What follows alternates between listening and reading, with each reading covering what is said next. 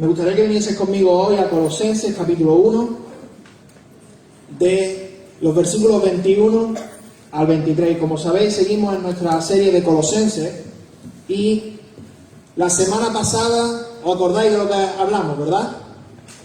Hablamos de Cristo, de quién es Cristo, de cómo se presenta Cristo a nosotros, cómo se revela. Y vimos que se nos descorría ese velo y ahora podemos conocer un poco más de cómo es Él. Y decíamos que era importante también para los colosenses porque su vida y su práctica y su teoría iba a estar basada en la revelación que habíamos tenido de Cristo en esos 5 versículos, esos 6 versículos de Colosenses 1 del 15 al 20. Y en esta mañana vamos a ver un poco cómo se aplica esa obra de Cristo en nuestras vidas, ¿vale?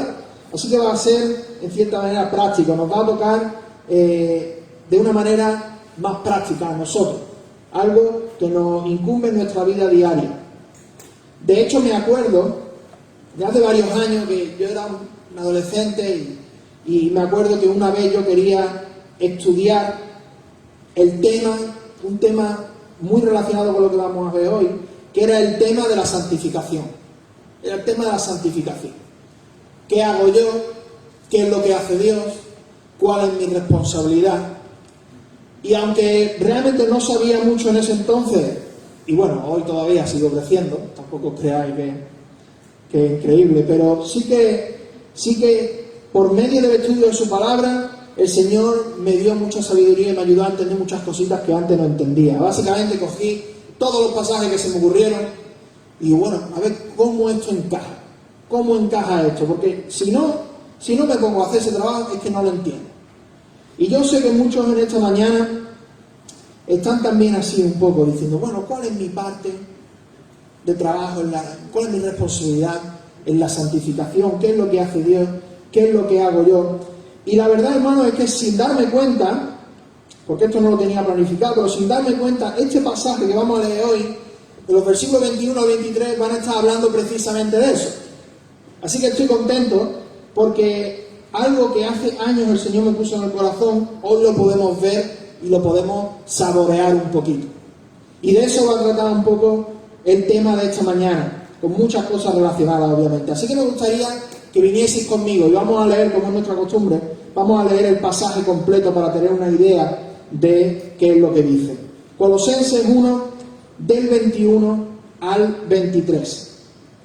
Dice, y a vosotros también, que erais en otro tiempo extraños y enemigos en vuestra mente, haciendo malas obras, ahora os ha reconciliado en su cuerpo de carne, por medio de la muerte, para presentaros santos y sin mancha e irreprensibles delante de Él, si en verdad permanecéis fundados y firmes en la fe y sin moveros de la esperanza del Evangelio que habéis oído, el cual se predica en toda la creación que está debajo del cielo, del cual yo, Pablo, fui hecho ministro. Me gustaría que lo leyésemos una segunda vez, porque siempre la primera vez es un poco de más o menos posicionarse y ver qué es lo que ocurre, más o menos. Pero una segunda lectura nos va a ayudar a ver algunos detalles más interesantes. Así que seguimos en el 21. Y vosotros también, que erais en otro tiempo extraños y enemigos en vuestra mente, haciendo malas obras, ahora os ha reconciliado en su cuerpo de carne por medio de la muerte, para presentaros santos y sin mancha e irreprensibles delante de Él, si en verdad permanecéis fundados y firmes en la fe, y sin moveros de la esperanza del Evangelio que habéis oído, el cual se predica en toda la creación que está debajo del cielo, del cual yo, Pablo, fui hecho ministro. Este es uno de los pasajes, yo no sé si a vosotros habéis pasado, que cuando uno lee una carta de Pablo, hay pasajes que uno lee de corrido y no le da mucha importancia, ¿verdad? Dice, bueno, esto es la introducción, esto es la oración, esto no tiene mucha historia, este es el ministerio de Pablo, de aquí que podemos sacar. Pero debemos recordar, hermanos, lo que nos dice la palabra misma. Toda la escritura es inspirada por Dios, ¿verdad? Amén. Y eso no me lo invento yo. Y si nos tomamos eso al pie de la letra, como el Señor quiere que nos lo tomemos, vamos a ver que incluso estos tres pasajes, estos tres versículos, que quizá a lo mejor en una lectura rápida podríamos pasar de largo, tienen una importancia o hace una descripción muy importante de cuál es el plan de salvación de Dios para el hombre. Así que sin más dilación vamos allá y vamos a ver qué es lo que nos depara este versículo. Primeramente, este pasaje, el versículo 21, empieza diciéndonos cuál era nuestro estado anterior. Recordáis que venimos del versículo 20 en donde Jesús reconcilia todas las cosas, hace la paz mediante la sangre de su cruz, y ahora el versículo 21 comienza y dice, y a vosotros también, y a vosotros también, y antes de pasar a la reconciliación va a hacer una descripción breve de cómo estábamos nosotros antes de Cristo. Y me gusta esto porque el apóstol Pablo no se va a andar con mijitas, no se va a cortar, no va a ser políticamente correcto. El apóstol Pablo va a decir las cosas tal y como son, sin enfadarse, pero siendo realista. Y fijaos lo que dice. En otro tiempo, no ahora, porque ahora estáis en Cristo, pero en otro tiempo, ¿qué erais? Lo que vemos en pantalla, extraños y enemigos. Esa palabra extraño nos puede parecer, para la redundancia, un poquito extraña, no podemos llegar a entenderlo quizás así a simple vista, pero es la misma palabra que se usa para describir a alguien que es ajeno a algo, ajeno a un tema, ajeno a una persona, alguien que está alejado de algo. Y la idea es que en otro tiempo nosotros estamos lejos de Dios, lejos de su palabra, lejos de sus promesas, lejos de su revelación, lejos de Él mismo. Ya veis que el apóstol no se corta, ¿eh? Aquí no hay pañitos calientes. De hecho, si me seguís a Efesios 12, por favor, perdón, Efesios 2:12, en Efesios 2:12 vamos a ver este concepto que os estoy intentando describir. Por cierto, un paréntesis. El libro de Efesios y el libro de Colosenses están muy relacionados, así que si uno quiere estudiar uno, también tiene que estudiar el otro, superficialmente aunque sea. Dice Efesios 2:12, en aquel tiempo estabais sin Cristo, alejados, es la misma palabra que se usa en Colosenses como extraños, alejados de la ciudadanía de Israel y ajenos a los pactos de la promesa, sin esperanza y sin Dios en este mundo. ¿Cómo estábamos antes de conocer a Cristo? Sin esperanza, sin Dios en este mundo, lejos de Él, lejos de su pueblo, lejos de su pacto y lejos de sus promesas. Casi nada, ¿eh? Casi nada.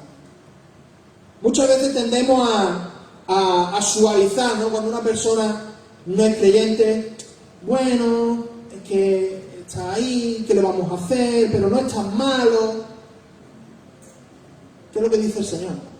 Aquel que no es creyente está lejos de Dios mismo, por su propia iniciativa, de hecho.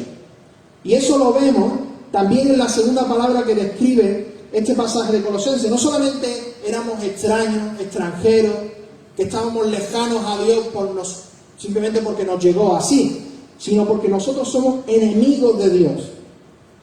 La palabra enemigo estaba buscando de qué manera se traduce. Y siempre, en el 100% de los casos, se traduce como enemigo, ¿no? Eso parece una cosa redundante, pero es sorprendente. Normalmente las palabras siempre se traducen de una manera o de otra. Pero esta no, esta siempre se usa para describir una enemistad. A alguien que está en contra de otro. Sí que no podemos decir simplemente que los cristianos, o que los que no son cristianos, son simplemente gente que está apática al Evangelio, o que, bueno, es indiferente. La indiferencia en el Evangelio no sirve. O eres enemigo de Dios, o eres amigo de Dios. Ya os digo, no hay paños calientes, no hay zonas intermedias, no hay justo ni aun uno, no hay quien busque a Dios. Una persona indiferente quizás no está pensando mucho en el tema de Dios, pero él no es indiferente en el sentido de que el que quiere llevar su propia vida es él mismo. Y él quiere ser su propio Dios. Así que no podemos dejar de hacer esta dicotomía clara. O eres amigo de Dios o eres enemigo de Dios. Y no hay ningún paso intermedio.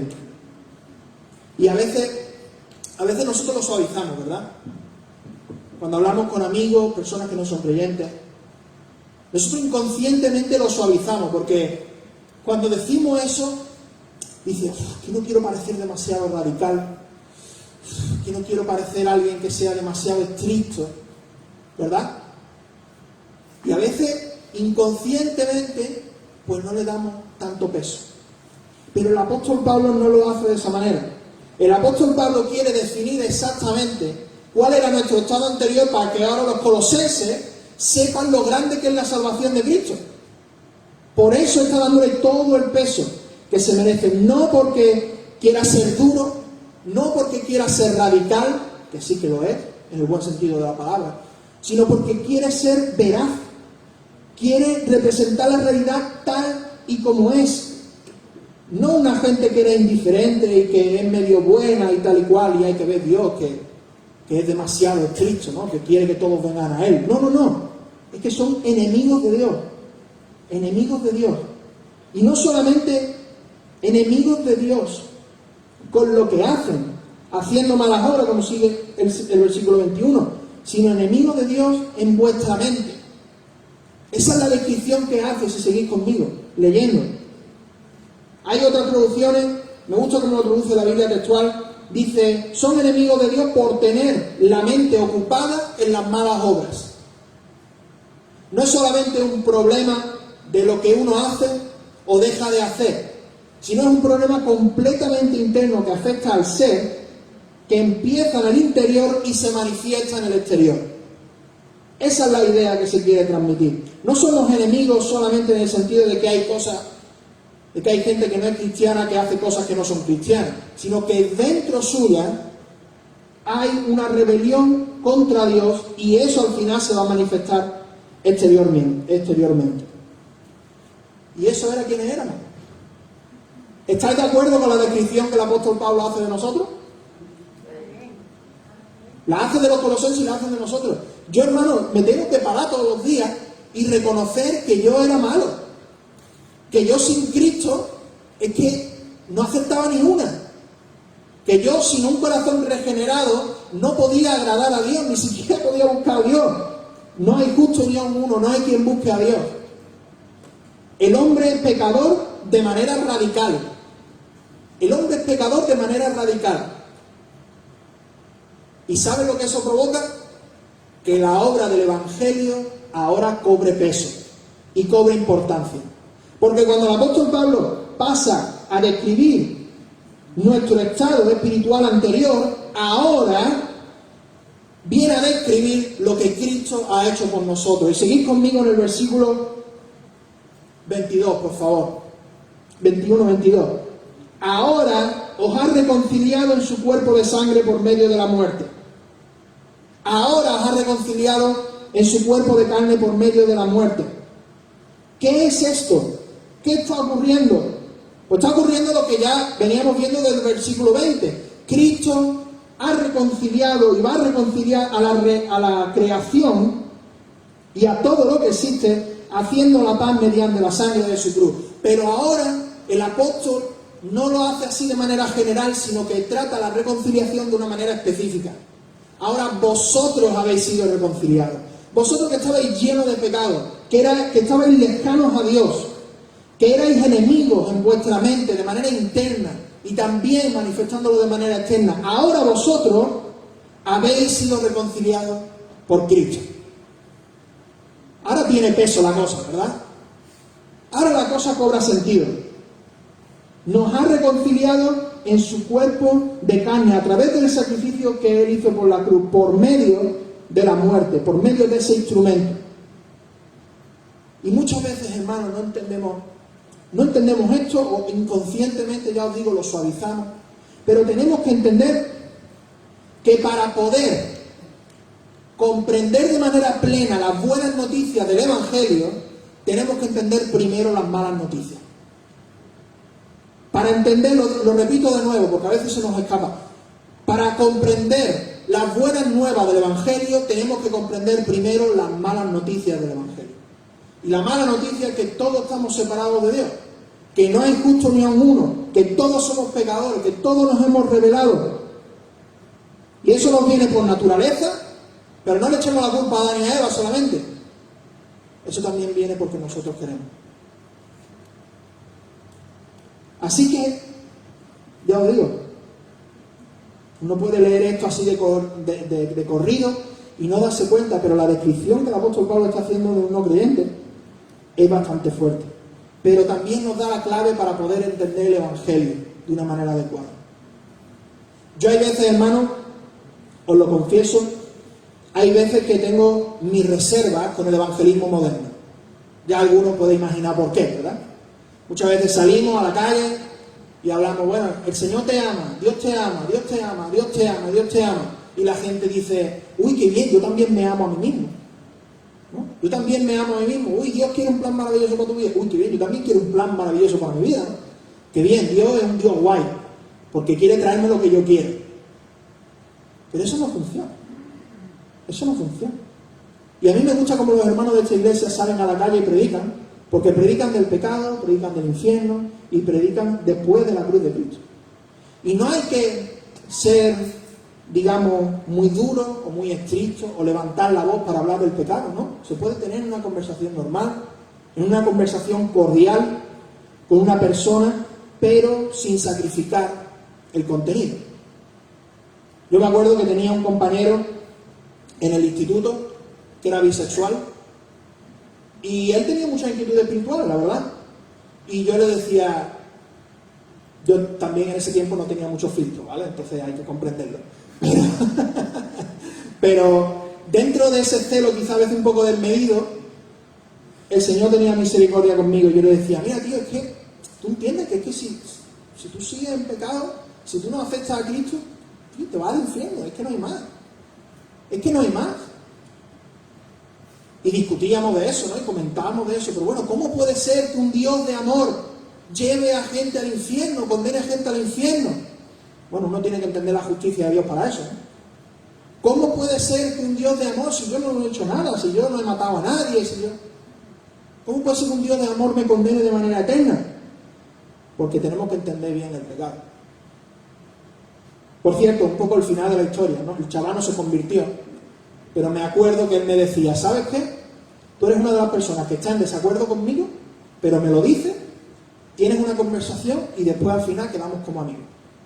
Y todos aquellos que me defienden y que quieren defenderme por lo que sea, todos aquellos al final a mis espaldas se ríen. Así que fijaos que es una experiencia personal mía, pero que muchos de vosotros tenéis también. Cuando uno es franco, cuando uno es sincero con aquellos a quien va a evangelizar, ellos al final, muchos te lo agradecen incluso por tu honestidad. Pero también ocurre lo que John Wesley decía.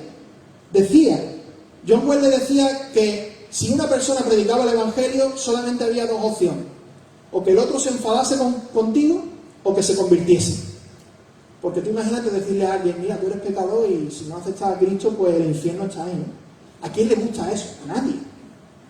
A nadie le gusta eso. Y John Wesley, que lo tenemos ahí como uno de esos avivadores grandes, ¿no?, que el Señor usó, todo eso, pues este hombre tenía muy claro esa radicalidad del Evangelio. Y no sacrificaba el contenido. Podemos sacrificar las formas. El apóstol Pablo sacrificó muchas formas, que él mismo dijo, de cualquier manera, que de cualquier manera yo me haga lo que sea para alcanzar alguno para Cristo. Así que las formas se pueden sacrificar, pero no el contenido. No el contenido. Pero volvemos a nuestro pasaje, el versículo 21, en donde vemos esa reconciliación. Una reconciliación que me parece muy interesante cómo se presenta. Porque la palabra reconciliación es tener a dos personas enfrentadas, pero que cuando se reconcilian ahora entran en una nueva relación de amistad. Y muchas veces las cartas paulinas y las otras cartas y el Evangelio va a presentar a un Dios que imparte justicia y que demanda justificación por nuestra parte. Pero también hay otras facetas del Evangelio. Se presenta el Evangelio de otras maneras. Por ejemplo, con el hijo pródigo. ¿Os suena, verdad? Eso es un ejemplo muy patente de lo que es reconciliación en nosotros. La reconciliación de que antes teníamos una relación rota y ahora podemos tener comunión con el Padre. Fijaos qué faceta tan bonita. No solamente ya en términos legales, que también, pero ahora tenemos una nueva relación con el Dios que nos ha creado. Es una relación de disfrute, una relación de amistad, una relación donde incluso podemos llamarle Abba Padre, una relación de cercanía.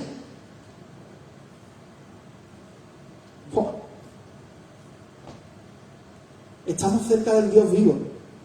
Estamos cerca del Dios que nos ha creado, que nos ha formado. Estamos cerca del Dios que ha formado todo el universo, porque hemos sido reconciliados por la sangre de Cristo. Y eso es increíble, hermano. Y eso tiene mucho peso cuando reconocemos nuestro estado anterior, lejanos, recordad la palabra esa, lejanos a Dios, no queríamos tener nada que ver, estamos lejos, pero ahora hemos sido acercados por la sangre de Cristo. En Cristo tenemos cercanía al Padre. En Cristo tenemos acceso legal al Padre.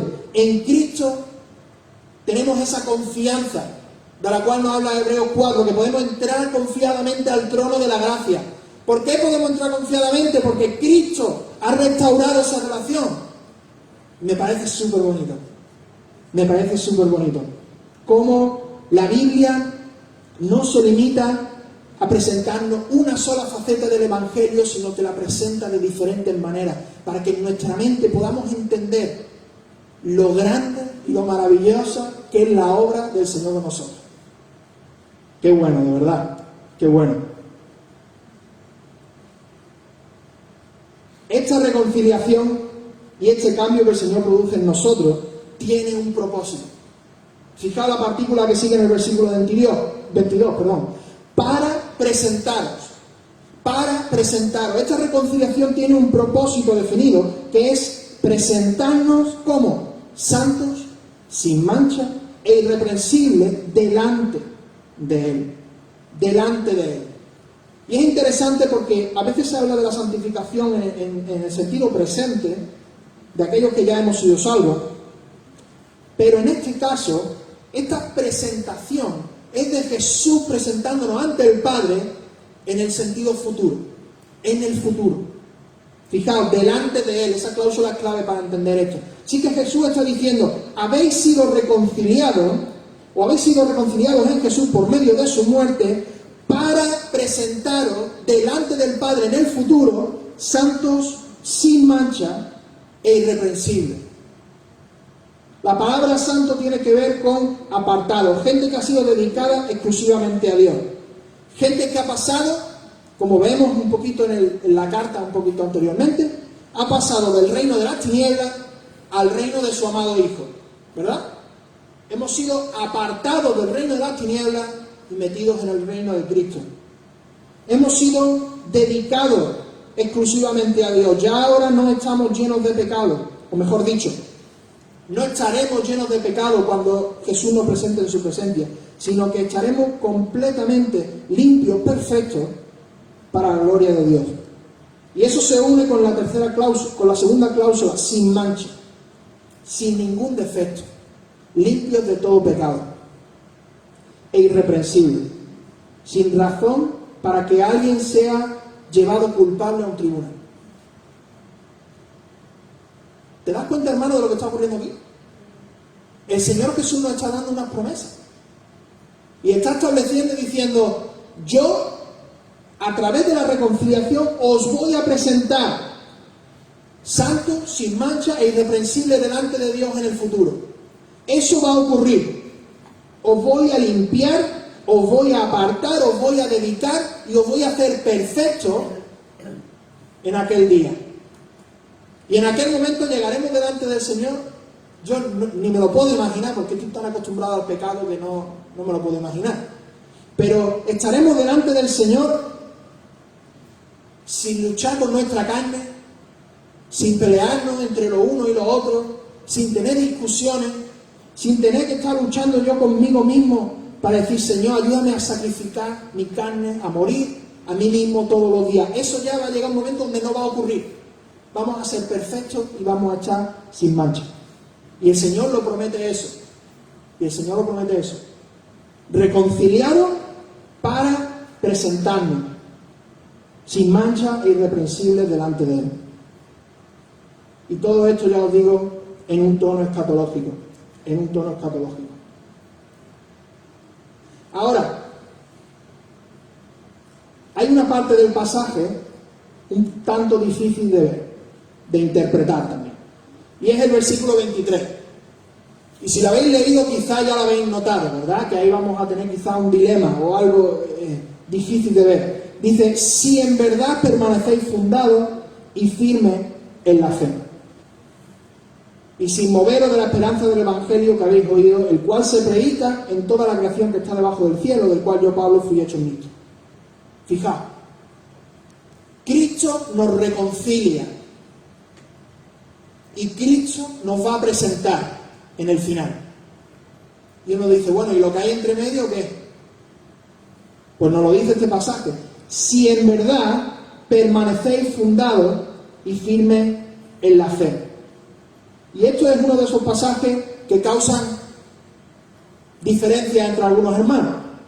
Y alguno puede tener una opinión y alguno puede tener otra. Yo me voy a limitar a explicar lo que viene en el pasaje para que podamos entenderlo mejor. Fijaos, ese sí en verdad, cuando lo leemos en español, básicamente lo que decimos es, bueno, yo voy a llegar al final si yo permanezco, si yo estoy haciendo las obras o si yo mismo permanezco en la fe, en la esperanza del Evangelio. Pero cuando lo vemos en el griego, es muy interesante. Por cierto, lo digo yo, de griego poquito, pero sé leer, y sé leer comentaristas, y hay gente que ha estudiado esto muy en condiciones y nos da sus conclusiones al respecto, ¿no? Este condicional que hay en griego es un condicional que se llama condicional de primer grado, y lo que hace es asumir la situación que se quiere, entre comillas, condicionar. Voy a decirlo con otras palabras y traducirlo de otra manera para que sea más entendido. Ese condicional, si lo tradujésemos ya interpretado, se vería algo así como, ya que en verdad permanecéis fundados y firmes en la fe. Es decir, no se está dudando que el cristiano va a permanecer en la fe. No se está dudando de si el cristiano lo hará o no lo hará, de si será capaz o no será capaz. Lo que está diciendo es que el cristiano va a permanecer en la fe. ¿Por qué? ¿Por qué va a permanecer en la fe? Porque el que le guarda es Cristo. El que le guarda es Cristo. Podríamos resumir este dilema, ¿no?, en esta pregunta. ¿Quién es el responsable último de que nosotros lleguemos al final de nuestra carrera? ¿Nosotros o Cristo? Y eso es una buena pregunta. Eso es una muy buena pregunta. Y dejadme, hermanos, que yo os sugiera lo que yo veo en este pasaje. Lo que yo veo en este pasaje no es que la responsabilidad se pone en el hombre, porque está afirmando y está asumiendo que el hombre va a permanecer, no por las fuerzas del hombre, sino por las fuerzas de Cristo. Y me gustaría usar un pasaje paralelo en Filipenses 1:6, que va a revelar un poco lo que está escondido en el pasaje de Colosenses. En Filipenses 1:6 dice lo siguiente: estando persuadido de hecho, que el que comenzó en vosotros la buena obra, la perfeccionará hasta el día de Jesucristo. ¿Quién es el que comenzó en nosotros la buena obra? Dios. ¿Quién es el que la va a perfeccionar? Dios. ¿Hasta cuándo? Hasta el final. Hasta el día de Jesucristo. Yo quiero ser sensible con aquellos hermanos que puedan tener otra postura, porque si uno lo lee en español, uno puede entender y decir, bueno, al final la carga de responsabilidad está sobre el hombre, ¿no? Eso en español, la verdad es que lo que aparenta es eso. Pero cuando vamos un poquito al original y le damos un poquito de vuelta, nos damos cuenta que ese condicional no está dudando de que vamos a permanecer, sino, como ya os digo, está asumiendo que vamos a permanecer. Así que el Señor nos dice que va a presentarnos santos y sin mancha e irreprensibles delante de Él, ya que permanecemos fundados y firmes en la fe. ya que permanecemos fundados y firmes en la fe. Y estas son las dos caras de la misma moneda. Y por eso muchas veces tenemos nuestros dilemas y tenemos nuestras diatribas teológicas con esto. Porque por un lado, ¿quién es el que tiene que permanecer? ¿Quién dice ahí? Si en verdad permanecéis, ¿quién permanece? Nosotros. Así que nosotros tenemos que hacer la acción de permanecer. Pero ¿quién es el que hace en última instancia que nosotros permanezcamos? ¿Quién es el que provoca esa perseverancia? El Señor mismo. Y muchas veces nos liamos con todo esto. Pero tenemos que entender que las dos caras, las dos facetas pertenecen a la misma moneda. Que no están en tensión, que no se pegan la una con la otra, sino que se complementan. El Señor no dice, bueno, tú ya eres salvo, tú ya haz lo que te dé la gana, porque total, ya eres salvo y se acabó, ¿no? No. El Romanos 6 nos lo deja muy claro. Si habéis muerto al pecado, ¿cómo vais a estar otra vez en él? De ninguna manera. De ninguna manera el cristiano tiene esa excusa de decir, bueno, como ya soy salvo y Dios me perdona, pues voy a hacer aquí lo que me dé la gana. Si alguien piensa así, hermano, déjame deciros que esa persona no ha entendido el Evangelio. Porque cuando una persona entiende que ha sido salvada de ser lejano, de ser enemigo de Dios, y ahora ha sido reconciliado con el Padre, decir eso de que no, yo puedo hacer lo que me da la gana, eso refleja una falta de comprensión tremenda. Aquel que ha sido transformado por Dios va a entender que su salvación vale muchísimo. Que su salvación ha sido comprada literalmente a precio de sangre. Que ha habido alguien que ha muerto por nosotros. ¿Cómo nos vamos a atrever nosotros a escupirle en la cara a aquel que nos ha salvado? Eso no debería ser así. Una persona que haga eso de manera constante, lo único que revela es que no sabe nada de nada, no ha entendido nada de nada. Porque al final, esa perseverancia, impulsada por Cristo y por el Espíritu Santo, va a producir en nosotros unos deseos que va a hacer que nosotros queramos permanecer. Cristo y el Espíritu Santo hacen que permanezcamos. Y nosotros tenemos que hacer nuestra parte. ¿Estamos seguros en Cristo? Sí. Pero eso no anula nuestra responsabilidad de perseverar. Y de estar ahí al pie del cañón. Y fijaos cuáles son las descripciones que se hacen en el versículo 23 sobre esta cuestión. Debemos de permanecer fundados ¿en qué? Pues ahí dice fundados y firmes en la fe y sin moveros de la esperanza del Evangelio que habéis oído. Es decir, inamovibles.